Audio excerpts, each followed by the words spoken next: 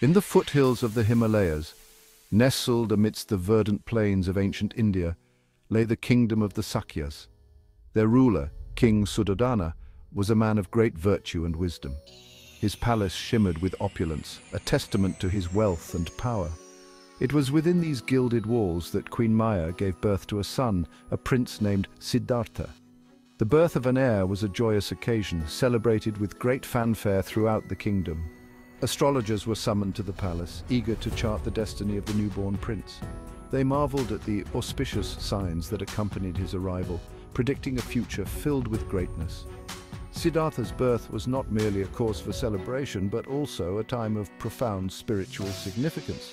It is said that at the moment of his birth, a celestial light illuminated the world, signifying the arrival of a being destined for enlightenment. The kingdom rejoiced, unaware that this child, born into such privilege and splendor, would one day renounce it all in search of a truth that lay beyond the confines of their world. The story of Siddhartha Gautama, the man who would become the Buddha, is a testament to the transformative power of seeking truth and the universality of the human experience. As Siddhartha grew, so too did the hopes and aspirations vested in him by his father, the king. Suddhodana envisioned his son as a mighty emperor, expanding the reach of their kingdom and securing its prosperity. To this end, the prince was provided with the finest education, trained in the arts of warfare, and surrounded by every luxury imaginable. One day, during a royal procession, a curious incident occurred that would cast a long shadow over Siddhartha's future. A renowned yogi, Asita by name, happened upon the prince, who was being carried through the streets amidst the adoring crowds. Gazing upon the young Siddhartha, Asita was overcome by a profound sense of awe. He approached the king and with tears in his eyes bowed low. Asita then revealed his vision. The newborn prince possessed the marks of a great being destined for either unparalleled spiritual enlightenment or worldly dominion. The king, taken aback by this unexpected prophecy, resolved to ensure his son's path led him towards earthly power. This encounter with the sage Asita served as an early indication of the extraordinary destiny that awaited Siddhartha.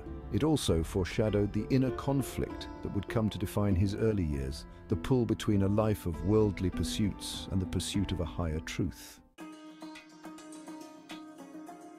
King Suddhodana, determined to steer his son away from the spiritual path foretold by Asita, resolved to create a world of perpetual pleasure for Siddhartha. The prince grew up in 3 magnificent palaces, each meticulously designed to cater to his every whim and desire. Gardens overflowing with fragrant blossoms, shimmering pools filled with lotus flowers, and pavilions echoing with the melodies of skilled musicians. These were the sights and sounds that filled Siddhartha's days. The king spared no expense in ensuring his son's comfort and happiness. Beautiful maidens attended to his every need, their graceful movements and enchanting songs a constant source of delight.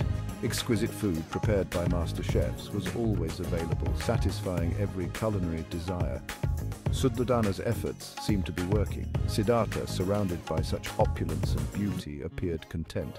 However, the king failed to realize that true happiness could not be found in material possessions or sensory pleasures. These external distractions could only temporarily mask the deeper yearnings of the human heart.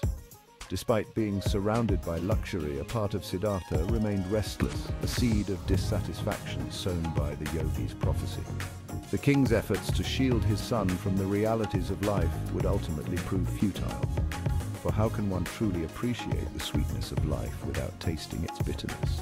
How can one comprehend the preciousness of health without witnessing the frailty of the human form? The stage was set for Siddhartha's awakening, an awakening that would shatter the illusion of his idyllic existence.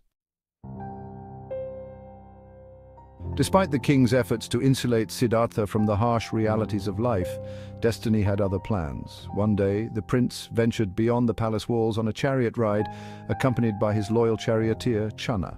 As they rode through the bustling city streets, Siddhartha's eyes fell upon a sight that filled him with a sense of profound unease. An old man, his body stooped with age, his face etched with wrinkles. This encounter with old age, something Siddhartha had never before witnessed, stirred within him a deep sense of disquiet. He questioned Channa about this strange and unsettling sight. Channa, taken aback by the prince's naivete, explained that old age was a natural part of life, an inevitable fate that awaited all beings.